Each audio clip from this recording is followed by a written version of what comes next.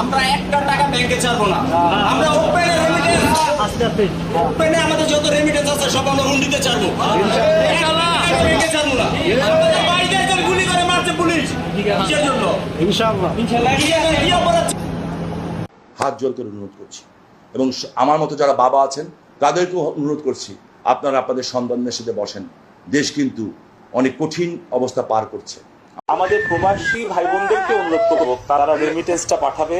তাদের রেমিটেন্সটা অর্থ পাঠানোর যেন ব্যাংকে কোনো সমস্যা না হয়, তার জন্যই কিন্তু আমরা আমাদের ব্যাংকিং এবং যে কমার্শিয়াল যে এরিয়াগুলো আছে এগুলোকে প্রাধান্য দিচ্ছি। জোরাইছো, হ্যাঁ কইতে জোরাইছো ভাই। বাংলাদেশের অবস্থা খুব খারাপ। আমার ছাত্রছাত্রীর ভাইয়ের উপরে গুলি চালাইতেছে রে ভাই পুলিশ। এটা খুব কষ্ট লাগে রে ভাই, বিশ্বাস কর।